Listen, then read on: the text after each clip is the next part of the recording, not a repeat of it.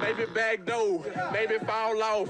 Sipping codeine cause I gotta kill a cough. Let me sit sideways in the big Benz. Oh, you boys, they my brothers, they my friends. Now it's time to go to work. There's not one guy in the history of this program that's bigger than the program. Here's the blitz.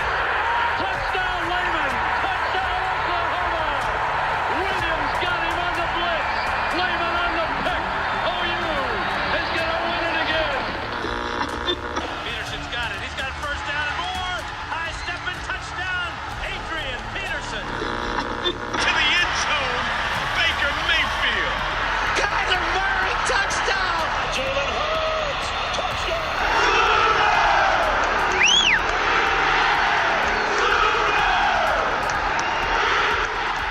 You're listening to Brandon Drumm. Look, I think the program's moving in a great direction. And Parker Thune. Venables knows what he's doing. This is the OU Insider Under the Visor Podcast.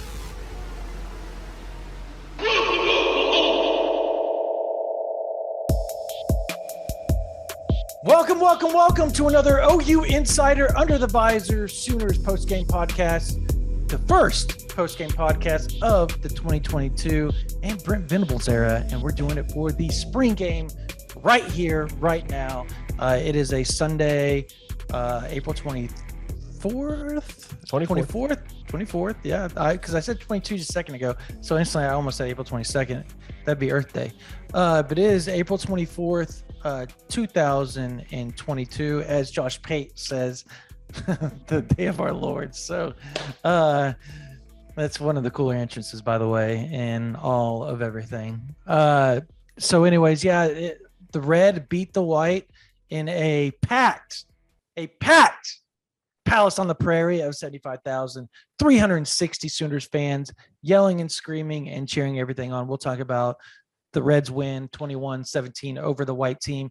We'll talk about Baker Mayfield statue, everything that kind of encompassed that. We'll talk about the first half. The first half was pretty much the only meaningful part of that scrimmage. And I'm not saying that the second half wasn't meaningful as far as getting reps for the back, but we got to see the majority of the starters in the first half, or who we perceive to be the starters. Is that a better way of putting it?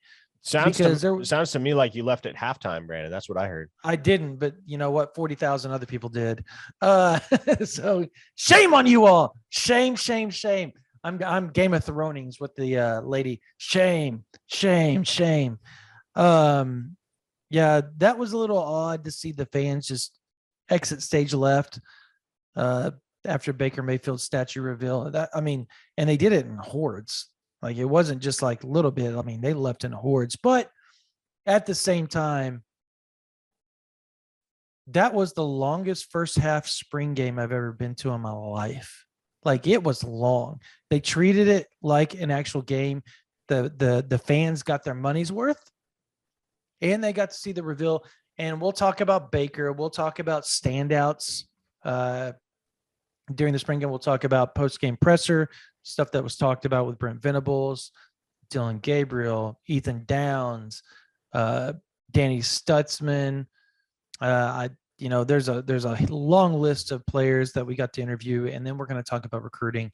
And there was close to 120 something, maybe. I'm just guessing. I know there was over 100 recruits there.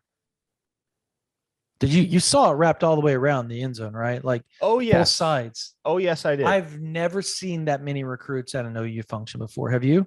No, I have not. It was insane, folks. Insane. But on top of that, there was a lot of top targets there. So we've got a lot coming for you on this post-game podcast edition of the Sooners 2022 spring game. Parker, how you doing, man? Long day yesterday, long night, everything. We didn't get done to doing interviews till 8 p.m. Man, I feel like we're both drinking from a fire hose right now in terms of post-game analysis, photos, video, and talking to all these recruits that dropped in. And so, it'll be a busy couple days for us, but it was great to see some football at Owen Field again yesterday. And it felt like, I know Brent Venables has technically been Oklahoma's head coach for nearly 5 months now. But yesterday really felt like the grand opening. It felt like day one in an official sense. Let's talk about that, because I think for us as media people, we've gotten to see Brent live and in person. We've watched him at practices. We've seen the speeches and all that. I mean, the fans have seen it from afar as far as social media access and all the stuff that they've shown, like, this is Oklahoma stuff and all that, you know, or welcome to Oklahoma. What does it say? Welcome to Oklahoma and all that type of stuff. But they haven't got to see the live action version of the head coach, Brent Venables. They see the pullback guy at Clemson. They saw it at Oklahoma when he was wild and crazy. But this version, center, midfield, talking about all the number one teams in the program, listed off like 5 different programs that are number one in the country in the athletic department. He paid homage to everybody. I mean, that is involved in the athletic department, which was awesome to do. That shows you the how invested he is, not just in the OU football program, but in the sense of the I guess the overall athletic department. And then on top of that, you have just the speech he gave with the alumni base that was there. I thought that was really cool. The photo taken.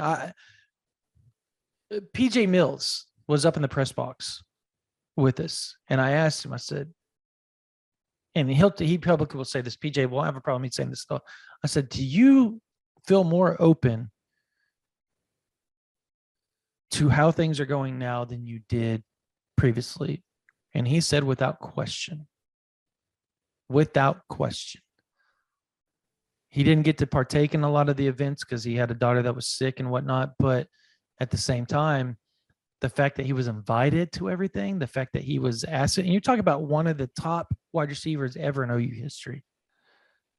And he was basically shunned with the previous regime. Like, I don't know, Parker, you tell me the vibe that you got. You were standing on the sidelines with a lot of the guys down there, the former players and stuff like that. What was the vibe you got from being down there on that field with them during that ball game?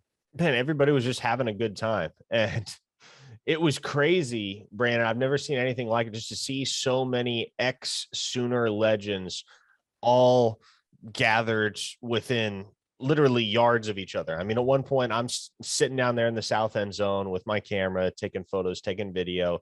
I look to my left and here's Gerald McCoy. I look to my right and here's CD Lamb. Look past him, there's Perion Winfrey and Ramondre Stevenson standing there with Creed Humphrey.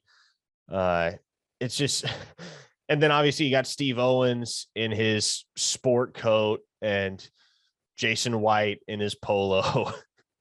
Kyler Murray in his baseball jersey. Man, just there was something so unique about it all. And it was like, okay, all these Sooner legends that I grew up watching or covered in recent years, or am not old enough to have watched but have heard the stories about, they're all here in one place at the University of Oklahoma on the same turf that they once graced as players.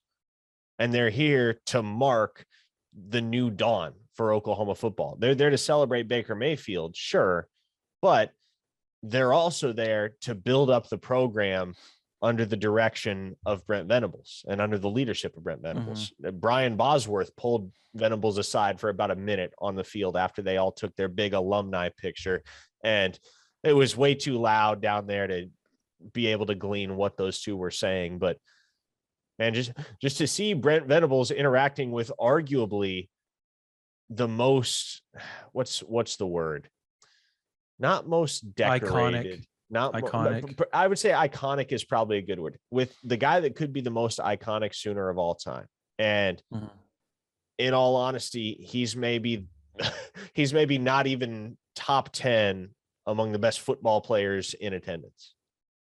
Ooh, Ooh, hot take by Parker there. Oh, come on. Ooh, Come on. my gosh. Oh, man. Oh, okay. No. Now you've said that. We've got to do this. Okay. In attendance yesterday, who was the top 10? Who's top 10?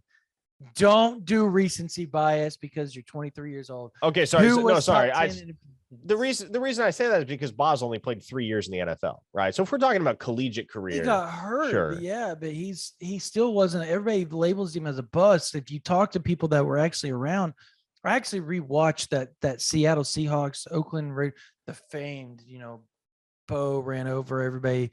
Bosworth had an amazing ball game that game. And people forget about how well he played that ball game. So, okay, who was top 10 in attendance? I want to hear this now. That's a good topic. That's an amazing topic, actually. Wow. All-time players in attendance. Yeah. You gotta go Adrian Peterson, number one. That's easy. Oh, easily. Yeah. The conversation that we're having about Bosworth is exactly the conversation we would have about Billy Sims, right? Nobody would argue Billy Sims is one of the greatest players in the history of college football, but as far as his overall football career, it was on track to be legendary. He had 4 1,000-yard seasons for the Lions in his first 6 years in the NFL, but then it was cut short with that knee injury. So that's maybe why I don't regard the Boz as one of the truly elite greats, the likes of Adrian Peterson, guys who not only were excellent at the collegiate level, but went on to long and distinguished professional careers. Man, I don't know. Offhand, I wasn't prepared to make a top 10.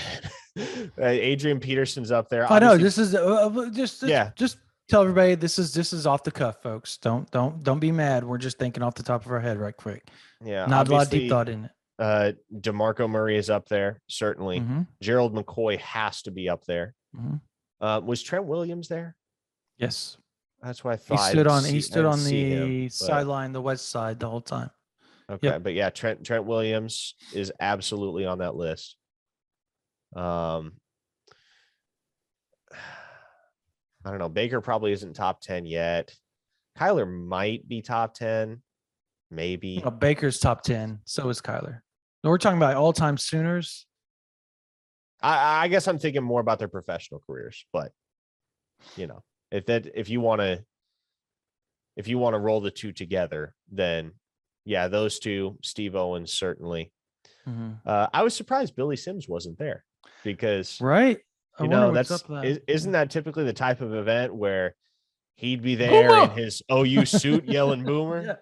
Yeah. So that was interesting. But no, yesterday was an outstanding opportunity for everybody to witness the new family environment that Brent Venables has put into practice at Oklahoma. It's one thing to preach family. It's another to put it into practice. And Brent Venables is truly putting it into practice. And he's making the alumni of the program feel valued in a way that I don't think they have before.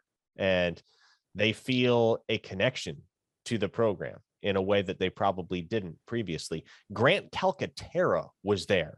Brandon. He was. Yep. Grant Calcaterra showed up. I mean, that is A1 case study on alumni relations. The fact that you even have the conscious thought to bring Grant Calcaterra back, seeing as how he's a guy that didn't graduate from OU, didn't finish his collegiate career with OU. And if the former head coach were still at the controls, Grant Calcaterra probably isn't come back to Norman anytime soon. But that's how intentional this entire staff and support staff has been in interacting with alumni, that somebody like Grant Calcaterra isn't going to fall through the cracks just because they didn't graduate or didn't finish with the program. If you played football at the University of Oklahoma for any length of time in any capacity, you're going to have friends and advocates and connections throughout the program. Nick Basquin was there. Yeah. A guy that, was a local product out of Norman North, came to Oklahoma as a walk-on, made sporadic contributions, but was never a star player. So again, it's not necessarily just about bringing back the Adrian Petersons and the Trent Williams of the world. It's about the Nick Basquins and the Grant Calcaterras, guys that Kenny Stills and Tony Jefferson were there too. Yeah. I mean, the typical casual Sooner fan may not think of all those guys off the top of their head and think, you know what, yeah, these are the guys that need to be back for a big event like this. But it says a lot about Brent Venables and the people that he's put into place around him, that guys like Nick Basquin and Grant Calcaterra showed up. I think that maybe says more than Kyler Murray or CeeDee Lamb or Adrian Peterson showing up. Well, you brought up CeeDee Lamb. I thought that was interesting that he did, considering how close he is with Dennis Simmons and, them being at USC. That shows you the university's power. It's not just the coach, it's the university, it's the program. And I thought that was really neat to see Lamb and Hollywood Brown obviously coming back. And you know what? Baker in the presser, I know fans are going to be mad about this, but Baker brought up Lincoln Riley in the presser, and he said, fans may not like it, but I'm still close to them. They've meant a ton to my career. I'm very close with Lincoln. I just talked to him yesterday. That's not going to change, but that doesn't mean he can't be close with this staff and that he can't be a part of this program moving forward. And that's what he intends on doing. I mean, Baker is going to have a camp in Norman. Like, he's doing the things that he used to do when he was here or right after he left, and is doing it in a big way again. Like, he feels more open. I think in a weird way, like, I think even Baker kind of didn't, I think things were at a far, you know what I mean? Like, kind of arm's length, because he didn't even come back. Did he come back for the Champion Barbecue last year? Do you remember? I can't recall. I remember Jalen Hurts was there, which he was a guy that didn't show up, which I thought would have, even though he was only around Lincoln and he'd only been around the program for a year. I was actually kind of shocked he didn't show up, but it's a weird time. There's a lot of things going on too. So, I mean, you can't really fault people for not being there. I think overall that was a massive success. I mean, could you call it anything other than that? When you get 75,300, Josh Pate from 247 Sports, Late Kick, everybody watches him, does his lives and stuff like that. And he's a good guy, one of our friends, and he tweeted out yesterday, OU fans are about to show out today early in the morning, and then retweeted a photo of Mike Houck, the OU SID, where he basically said OU fans showed out, like in the past tense, with a photo of the stadium, and it completely packed out, except for this little like 10,000 seat area up in the the very third level upper deck that didn't all the way probably filled a quarter of the way up. But still, the fact that the whole rest of the stadium was completely filled up, upper deck on the west side, east side, second deck, the third deck had a quarter of the way filled up for a spring game, shows you the power of the University of Oklahoma. And that isn't a homer statement. That's not talking, sunshine pumping or anything like that. That's a fact. That is a fact. And then you add Baker Mayfield's statue celebration, which I thought,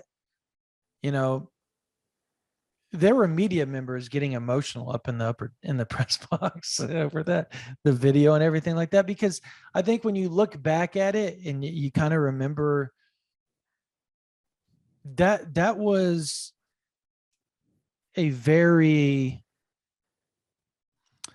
that was like peak Oklahoma. You know what I mean? Like with the Switzer area, like with the attitude, you got the Hollywood Browns, the personalities, Hollywood, CeeDee, Baker, Mark Andrews, all the Orlando Brown. Like, you had some personalities, Sterling Shepard around. Like, there were some personalities around back then, and that was like peak Oklahoma. That's like what everybody always knows the program for, is those brash, outgoing personalities that are very outspoken. That's where I think, Dylan Gabriel is going to be a lot like that. He's a very fun-loving guy. I don't know that he's going to be brash like Baker. I don't know that he's going to say things like this. How about that? Let's get this one rolling here. I was going to keep it pretty appropriate. So the flag punt was never going to happen. They gave me a couple options, and I thought no better way to, keep a statue in the state of Oklahoma than for it to be a stiff arm of your little brother. I mean, forever. They have to deal with that one. Baker with everything. That right there, I don't know. Did you hear that? I know, fans. I didn't have it ready. I just decided randomly to get this playing for us. So that's sorry about that. Pretty peak Baker. That's peak Baker. I was trying not to laugh when he said that, and I'm standing sitting 2 feet, 5 feet, well, probably about 5 feet in front of him. So it was pretty funny. And everybody, you kind of look around, and everybody, even all the media members are laughing. He had a couple of nudged, and they're like, "Oh, that was just about what you expected." He had to get that one last slide in before he walked out. So, but that's the personalities that Oklahoma's been ingrained with for years. Boz, the Selman brothers, Charles Thompson, the Jamel Holloways, the Keith Jacksons, like those are names that are ingrained in anybody that follows college football. Those names, and they were there. They were there yesterday. That is how historic that day was, to have all those personalities, all those great names merge in Norman for a spring game. And folks, if you don't think that wasn't noticeable for the recruiting aspect of it, you're mistaken. You are mistaken. Let's talk about the game. We talked about all the ambiance around it. We've talked about the pomp and circumstances, everything, the Baker, the Venables at midfield, rallying, getting a rise out of the crowd early on. All of that stuff. What did you think of the locked arms before we do that, and the fans' reaction to that? For those that don't know, they locked arms like at, what was it, the 50 or the 30, 45-ish, something like that? Yeah, something like that. And everybody locks arms and all the way across the field, and they do it in rows, and they walk hand in hand, locked arms, all the way to the goal line. Venables waits on them. They break down, and then they separate and go their ways to their positions. What did you think of that? I mean, is that something that you think? Do you think that'll be something that the fans stop cheering for every time they do it? Or do you think it's going to be much like the punt at the end of warm-ups, where everybody gets up and cheers when they meet at midfield? Yeah, no, I think it'll stick, and it'll be something that the fans get up for every single time, because it's part of the Brent Venables experience. It's part of the new experience at Oklahoma. It's part of the new normal. And so, yeah, I would expect that they'll continue doing it. I would expect it'll be met with the same reaction. And it's a really cool little gesture, both for the fans as well as for the team. And man, I think the coolest part about it is they get to the goal line and dudes get hyped. Mm-hmm.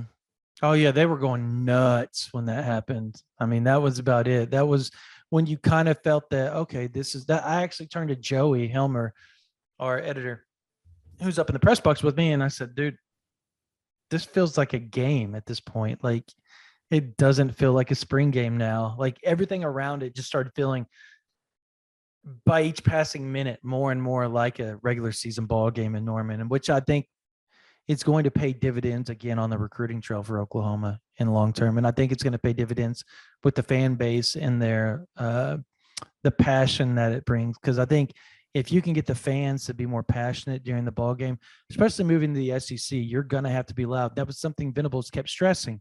You've got to be loud no matter what. You've got to be loud, deafening loud, to where you can cause issues with the ball game. And I think as it moves closer to September, you're going to start hearing that type of talk from Venables, because he's going to want the fans to understand how he means that, like how much that means to him and that program. So did you pay attention after the game when they did the alumni thing? Because I was in the red room at that point. I didn't get to see it.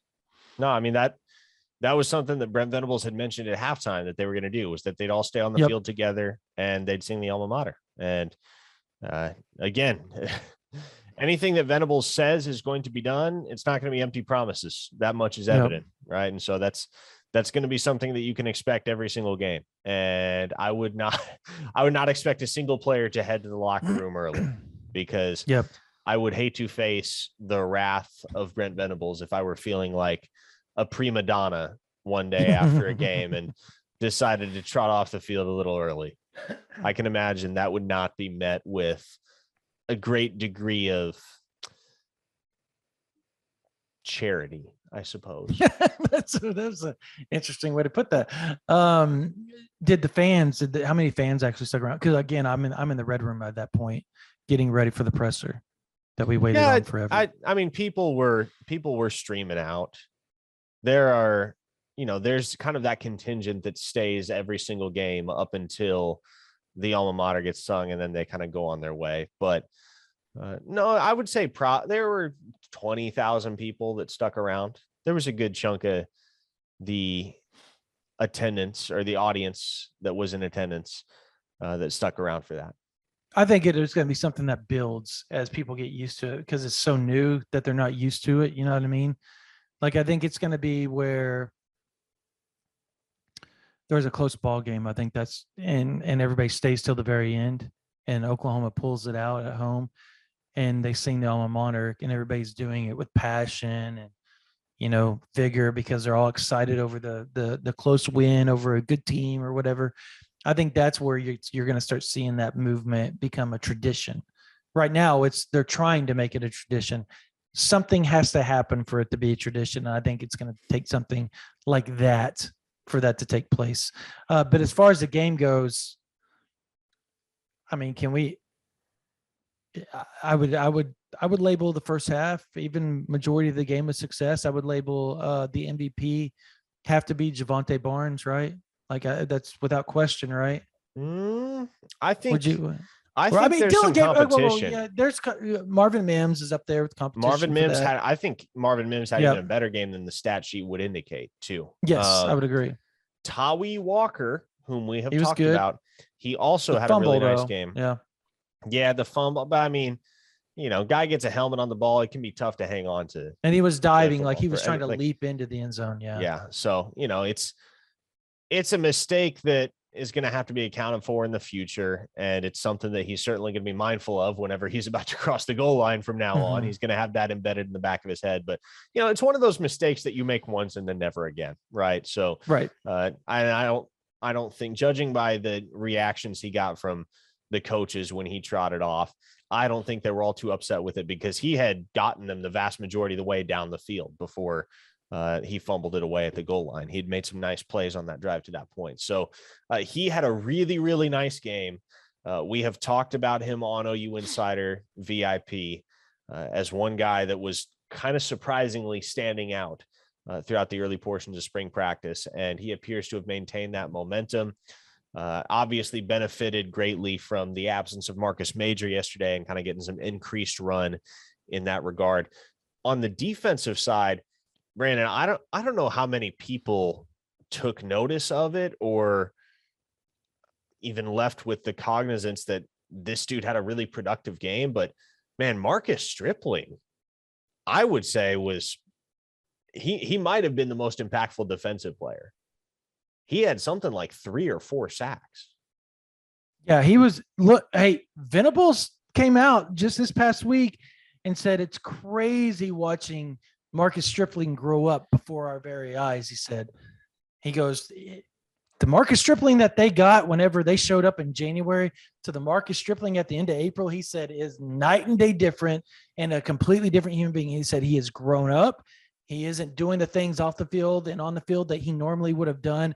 He's become a leader in the locker room. He's doing all sorts of things that were questioned about Marcus Stripling. The talent was always there. Oh, yes, it was. Oh, yes, it was. He couldn't put it together because he mentally wasn't able to do it because of the maturity aspect. And that's what's taking hold is Chavis and Bates and Venables have basically wrapped their arms around him and said, dude, if you want to be the guys that we've coached at other places, you've got to do it here and now, and it's all up to you. You've got to look yourself in the mirror and it's up to you. And I think that was a turning point. It's very Wanye Morris-esque, right? Like how Yes. he had to, they both had to look themselves in the mirror and say, why does, no matter who's coaching me, there's always a problem? Could it be me? And it was him. And he's realized that, and he's owned up to it. He has owned up to it himself and said so. So that is huge. That edge position was something that they were looking at potentially going and trying to get a portal guy. I don't know that you do that now when you've got Downs, Lulu, you've got Stripling, and I'm trying to think who else off the top of my head. I do not think they need another edge. Yeah, I don't either. I'm trying. Who's the fourth guy that's notoriously the edge guy for them? Well, you have Clayton Smith. Clayton Smith was in there a little bit. Maurice Wren, the transfer from Texas State. Oh my gosh. Oh, Reggie Grimes, dude. Oh, and Reggie Grimes. He had a really good spring game too. So yeah, like you want to talk about a dude that looks different. Yeah. Reggie Grimes looks different. Up. Yeah, he's yoked up. Reggie Grimes got that body by Schmitty going on. Yeah. He's yoked up. I mean, they're set. Ethan Downs had a huge game. Forced fumble twice, I think, right? And he had one force. He one recover because Justin Harrington, which we were going to talk about it. Justin Harrington. Hey, welcome back, Mr. Harrington. I mean, he's playing well from all accounts. Everybody's like, this guy. Talk about another guy that has matured. Can you imagine what that, the Soul program's done for a lot of these players? Is it not amazing to see just how these are players, folks, that we were hearing were just not picking it up maturity. They weren't doing the right things inside the locker room, inside the meeting rooms, inside the weight room. They weren't doing the things on the practice field they should be doing. And now all of a sudden they're making plays on the spring game, and you're hearing nothing but glowing reports back. Like Justin Harrington, Venables put it like this. He said he deserved grace. And we thought he deserved grace. We were going to give him grace. It's not going to be easy for him to earn our trust. And he's still earning the trust from everybody. This is almost verbatim what he said. Mm-hmm. He goes, but he's doing it. And he's taking into account that it's his fault that this took place. There's fault to be blamed maybe by the other staff a little bit, but a lot of it still hinges on you can control your attitude. And his attitude, from all accounts, and that's literally verbatim what I was told by a source the other day, was that dude's attitude has been nothing but pristine since he showed up. He listens and he does what he's told to do. And you got to see it again. The spring game, he made plays when needed. When he was called upon, he made it. And that's what he's going to have to do to get that playing time and get that scholarship back. So I think that who would you say were the top, 5 standouts yesterday? For me, it starts with Strip. I was really, really impressed by what I saw from him. Got to throw in Javonte Barnes and Tawi Walker. I mean, you got to be really confident about the backfield picture in Norman, Oklahoma after watching the way that those two guys performed yesterday. Barnes, I mean, he validated a lot of the hype, and he didn't even really get the opportunity to bounce it outside and get in space because the defense did such a good job of containing him. We saw one time he did it. Yep. And he almost made the end zone. And I think it wasn't as much so about the standouts on defense as much as it was about the overall effort and guys flowing to the ball, guys getting downhill to the ball carrier, and it not being the type of situation where you got in a lot of one-on-one situations. It's the tackler or the ball carrier. Either he's going to be brought down the open field or he's going to make the guy miss. Oftentimes, when a ball carrier got into space, there would be 2 or 3 guys that converged on him. And so I was really impressed with the overall effort from the defense. And Strip was probably the one to me that stood out the most.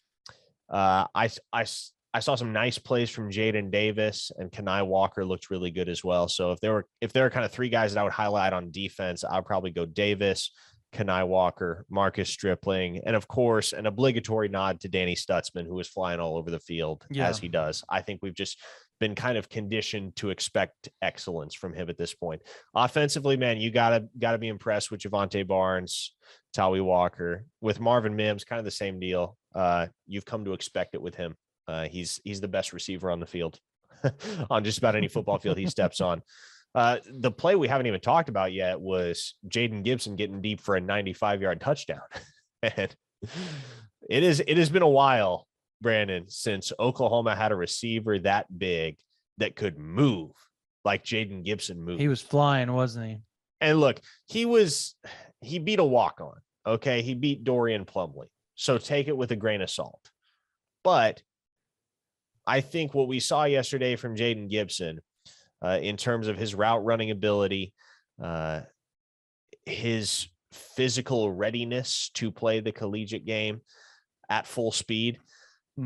This is a guy that I can see having some iota of an impact in year one. And I think, and we've talked about what an asset he's going to be in the red zone by virtue of the size. Right? He's almost a guy that you have to put in the game when you're in the red zone, just because you either got to make the defense account for the 6'5" guy on the outside, or you just line him up and throw it to him, because there's going to be very few defensive backs in the country who are going to be able to out jump him. So Jaden Gibson, to me, probably more than anything else yesterday, gave himself a lot of confidence heading into the summer and the fall. And I think with that big play as kind of the feather in his cap this spring, I think he'll come back to summer workouts and fall camp ready to make even more of a push for playing time in that receiving core, which is going to be deep and going to be competitive. No doubt. I'll tell you this much.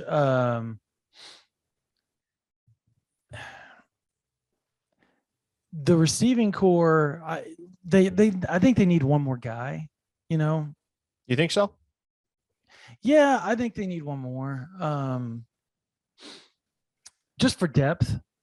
Because they're going to get Nick Anderson back, though. Nick Anderson didn't. Yeah, that's true. But okay, even with that, and before he got injured, he was a guy that everybody was talking about making plays and doing all that type of stuff. So that's a a nice added piece.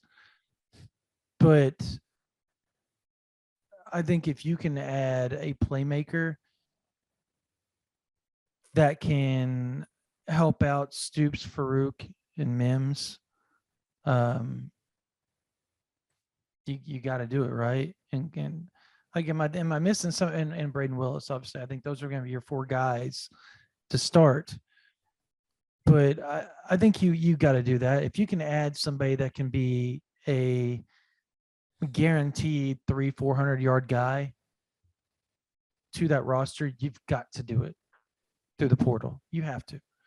I just think that's a necessity at this point. By the way, I thought Parker at the tight end position was pretty good. He looked nice, didn't he? Yeah. He moves a lot better every time. We say that every time we see him. We're like, you know what? He does. He moves a lot better than I thought he was going to move, and he's a better receiver than I thought he was going to be. He was a guy that came to college as a defensive end, Brandon. Consider that. Yeah. I think for me, the top five guys, I think it's easy to throw Dylan Gabriel in there because I thought he played well. Considering, and people don't understand how hard that is to, one, not have your. So when Mims is in there running routes, he's normally with Farouk, Stoops, and Willis, right? So everything is timed off how those routes are ran as well. So everything's timing.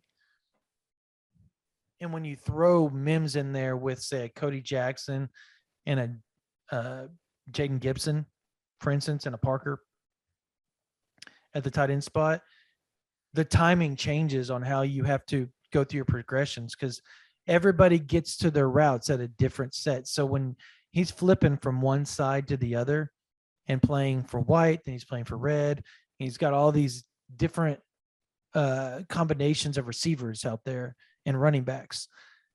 That changes so much as a timing. And I asked both Mims and I asked Dylan Gabriel that, and they broke it down. I wish I could give you the exact quote to it all, but essentially Dylan Gabriel in a roundabout way said, look, it's tough because when you have guys running a certain route, you're used to them being there at that certain time.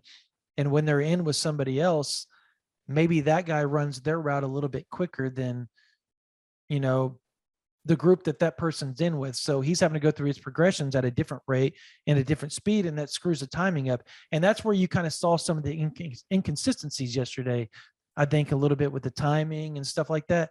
But when you have Braden Willis, Marvin Mims, Jalil Farouk, and Drake Stoops all in at the same time, they're going to flow a lot better because he's going to be used to his progressions, boom, boom, boom, instead of boom, boom, boom type deal. And that's just a generalized example of how quick he had to do it. Maybe he didn't have to go through that quick, but it's not easy.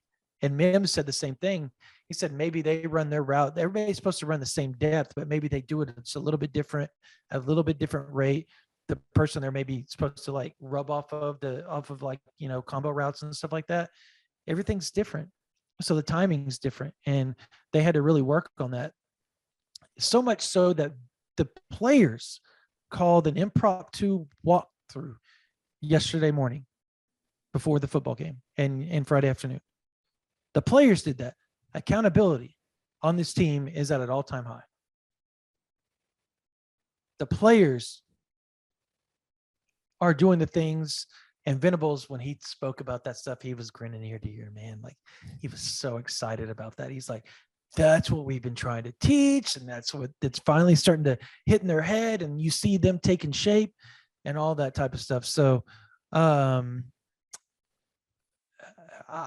go with Gabriel. I think Gabriel was one of the standouts. I thought he played well, considering the fact that he had to go to both sides. He threw an interception at one point, then hits Marvin Mims for a long touchdown. So there is a lot going on here with him as far as that game goes. And then I would have to go, obviously, Javonte Barnes would be another guy. I thought, like you said, tough, rugged player that he's gonna be a dude. He's gonna be a dude for OU for years to come. And I think everybody's also excited to get Gavin Sawchuk added in that mix and add Marcus Major. I think he has a chance to be really, really good moving forward when he's healthy. So you got Taway Walker to that. There's some depth in that running back room that wasn't there last year. Marvin Mims is a standout. I think defensively, I would have to go with you named Strip. I'll go with Ethan Downs. And I'll another guy that stood out was Jaron Kanak. He had a good. I was going to bring him up if you didn't, because he made some plays yesterday as well. Yes, he did. He flew sideline to sideline. There may not be two better sideline to sideline guys on that team than Stutzman and Kanak. That's what Jaron Kanak looks like. He looks like a clone of Danny Stutzman. Yes, but he's play the exact same way. Yeah. I know Kenai Walker got beat. But I thought he played pretty well, all things considered. I thought Jaden Davis played pretty well at the cornerback position.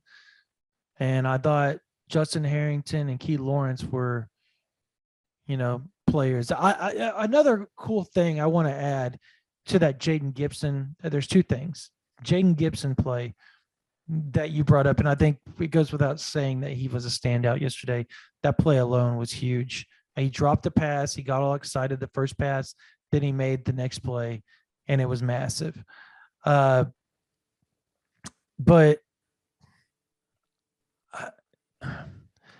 did you see Miguel Chavis during that play? Did you see it? Miguel Chavis is a wild man. I love that. I've only seen him on the field for one exhibition. I already want Miguel Chavis to be the head coach in waiting. 15, 20 years, whenever Brent Venables decides to hang it up, make Miguel Chavis the next head coach. I'm sold. Did you see it though? Like, did you see what he did? Yes. He's chasing down. Now, obviously not literally chasing down, but on the sideline, he's chasing down, running alongside Jaden Gibson as he's going into the end zone. And as he crosses the end zone, Chavis throws his hat all the way in to the end zone, to midfield. I mean, first off, into the wind, and he got it that far. That was impressive enough alone. But Ethan Downs is running, he picks it up, and he's like, what in the heck, coach? He throws it back to him. And then Miguel Chavis proceeds to chase down a couple of his coaching mates and starts to tackle them. And they were like running from him on the sideline. It was a pretty funny sequence. Just his exuberance, his excitement for the game, I think is unmatched, even by Brent Venables. I don't think he can match Miguel Chavis with that.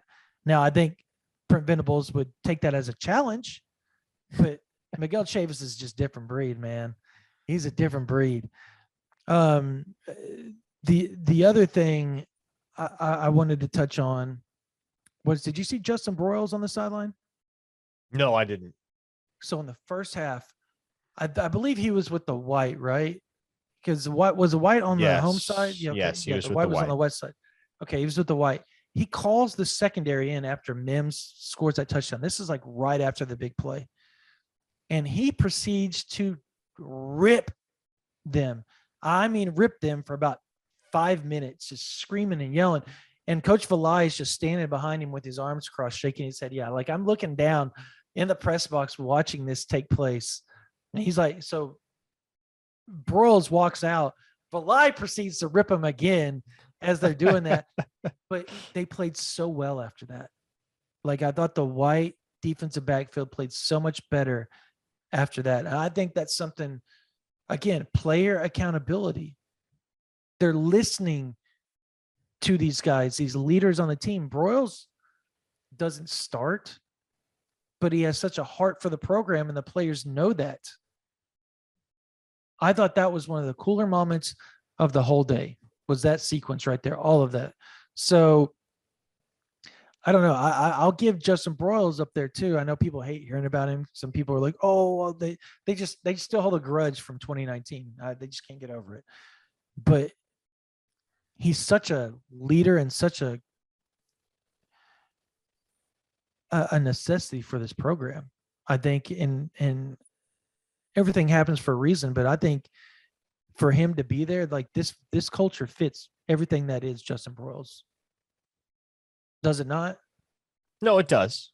And I want to offhand, is he the only guy remaining from the Sooners 2017 recruiting that class? was Baker. I thought about that yesterday. He's like, he played with Baker. He's the only one that played with Baker on the team left. I'm pretty sure, like, unless I'm spacing on somebody, he's the only guy left from that team. That's it. In 2017. Baker.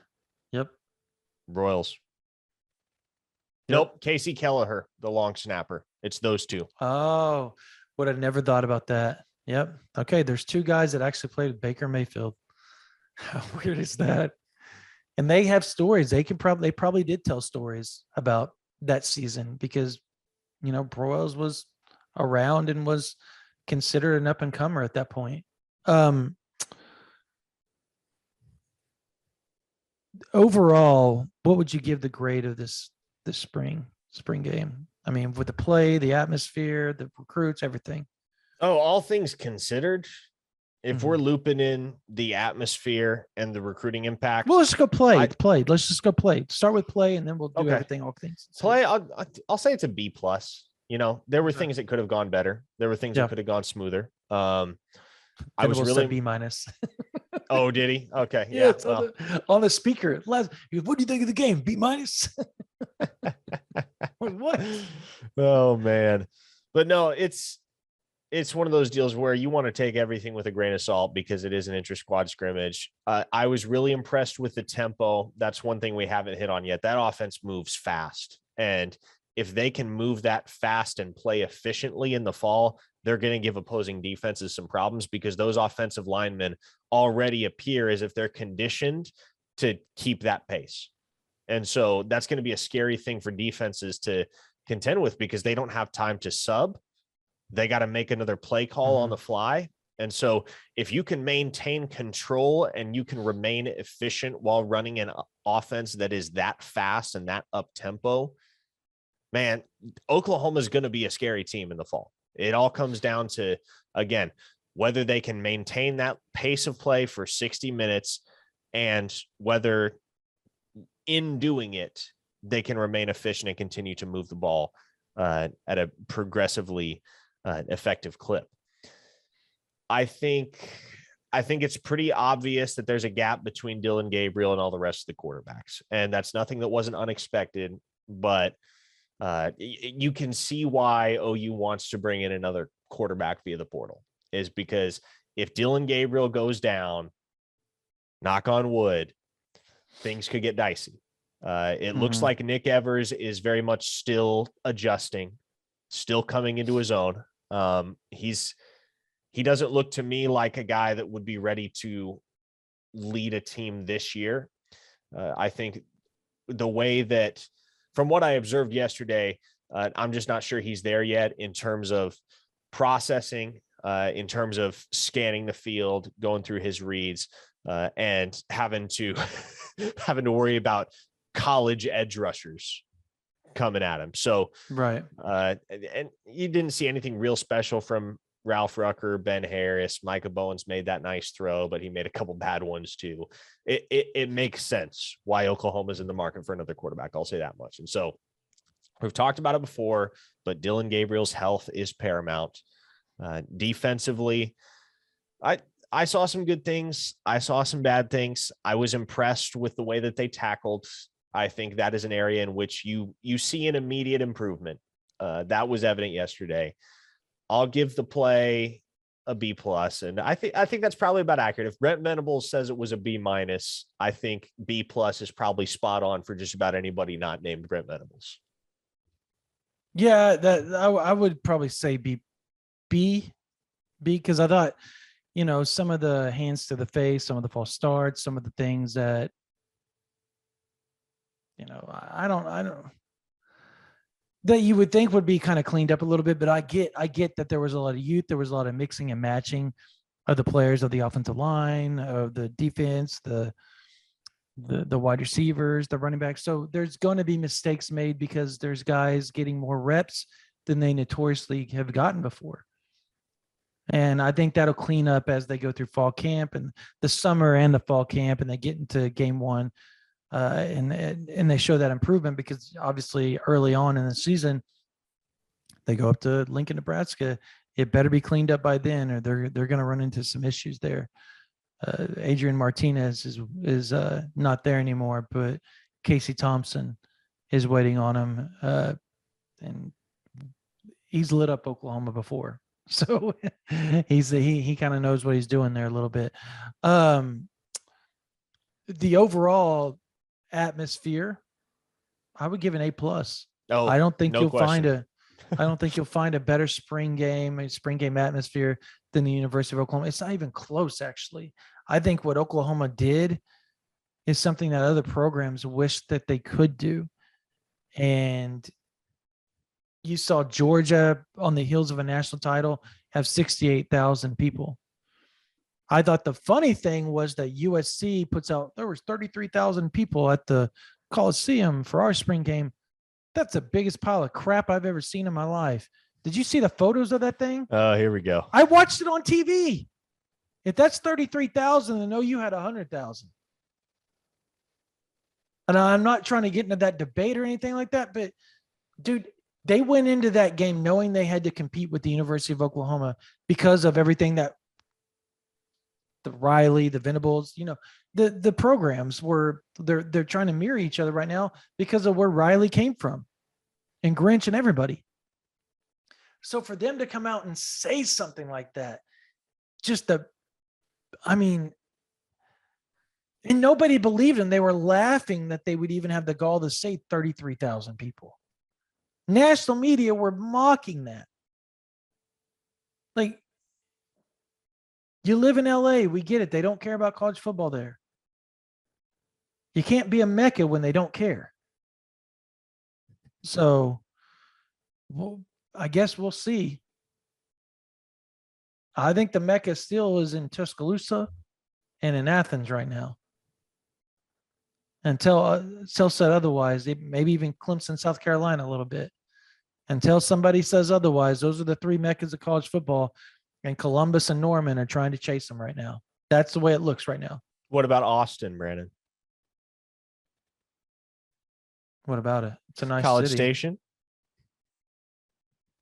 It's an industrial park. It looks like one.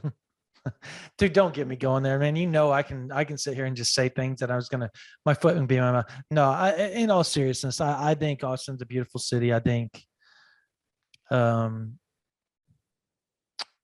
Texas is going to try, but you can do all the things you want. Culture is going to be a problem for them. It's been a problem for 15 years now almost. So that hasn't changed. And Texas A&M, you got to win. Like, I think they have an awesome stadium. I will always and forever say that the atmosphere during the games are amazing. I will forever say that. But you got to win. And going 8-4 is not going to cut it. They've got the recruiting classes to back it. Now do they have the quarterback play? That's always going to be the issue with Texas A&M and Jimbo Fisher. Quarterback play is going to be the problem. Everybody's like, well, he's a good quarterback coach. Please tell us how great of a quarterback coach he is. Who outside of Jameis Winston has been just stellar under Jimbo Fisher? Help me out, Parker. Exactly. You're blank because there's oh no, my point is made. Christian Ponder, EJ Manuel. They were okay.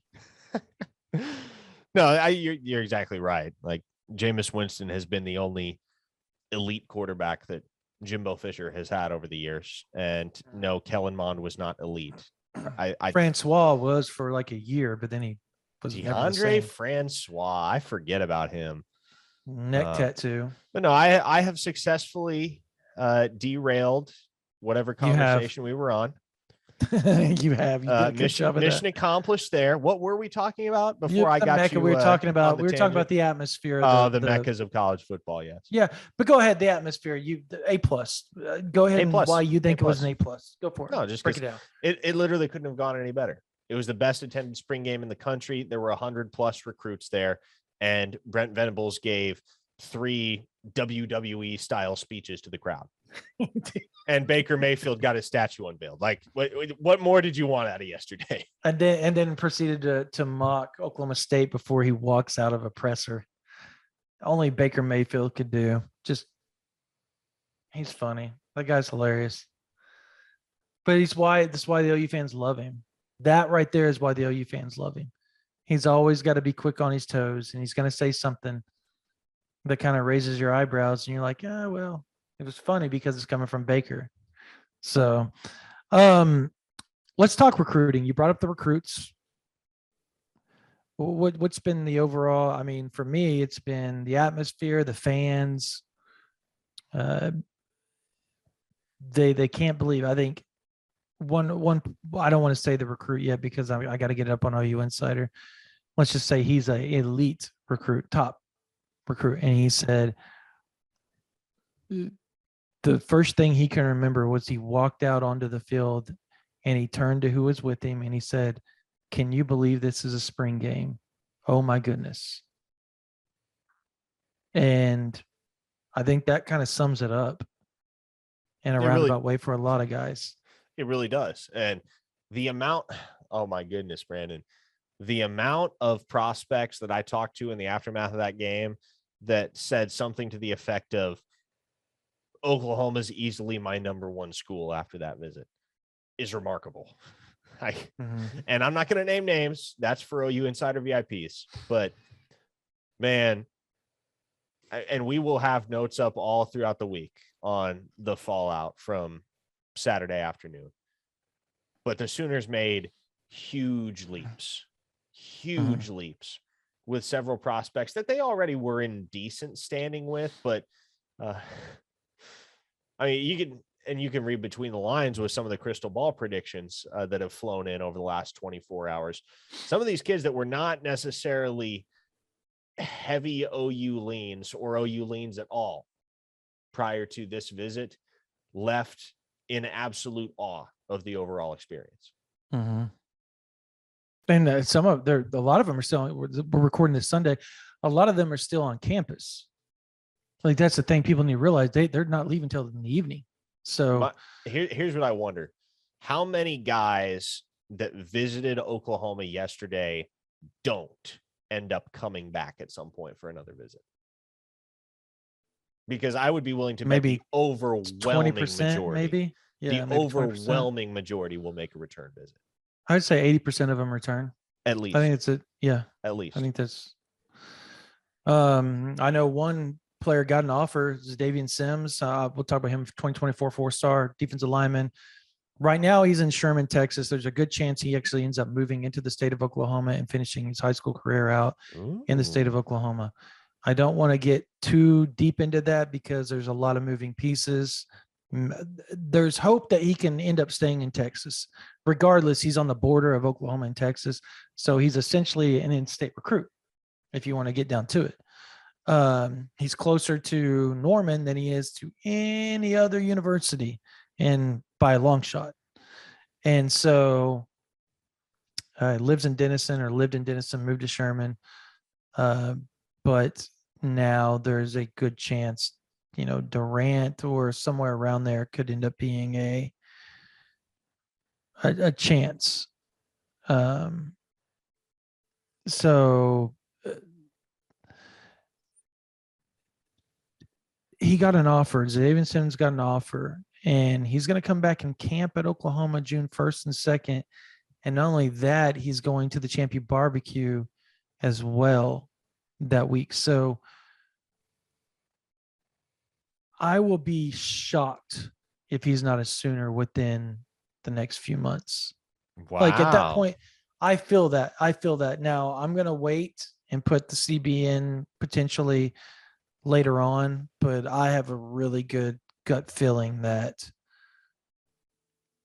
Sims and Oklahoma are moving in a very fast-paced direction. Drop the crystal ball, Brandon. Just do it. Yeah, I probably Just will. Drop actually, it. I probably will. Do it. So do it right now. But yeah,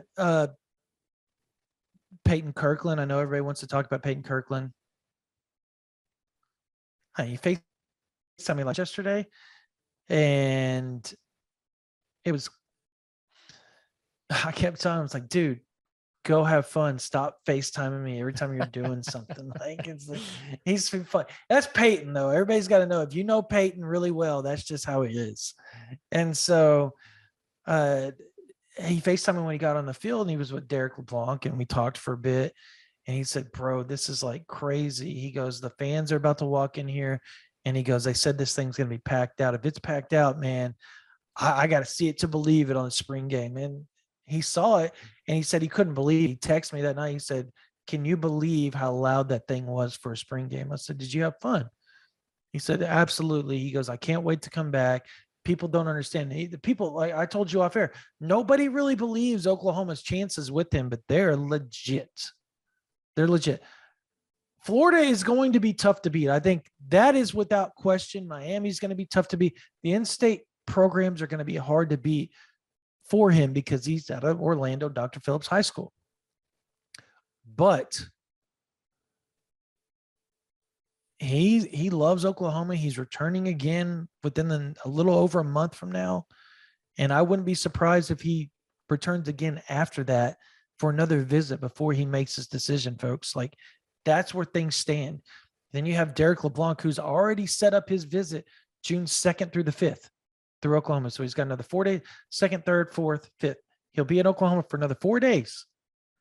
And we'll see where that goes. He's still at Oklahoma right now. I have not talked to Ricardo. Hello, Ricardo. I know you're listening. I have not talked to Ricardo LeBlanc, Derek's father, yet.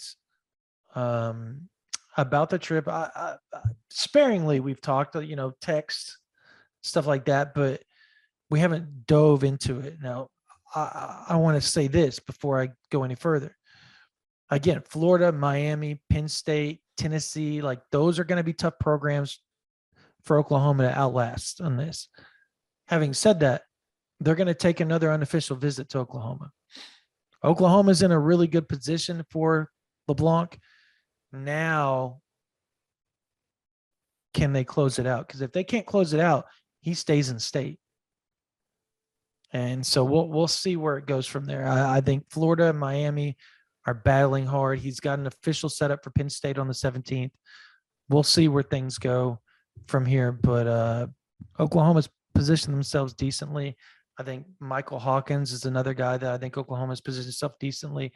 They're coming down to see him within the next week or two in the spring. And if that happens, I think Oklahoma offers the OU legacy at some point. If that happens, don't be shocked to see a few crystal balls be thrown in really quick if that takes place. Really quick. Michael Hawkins is that dude. His teammate. He is that dude. Yep. And his teammate, 5-star, 2024 5-star edge rusher, Zena Umezulu. So Umezulu is another guy that's visited Oklahoma.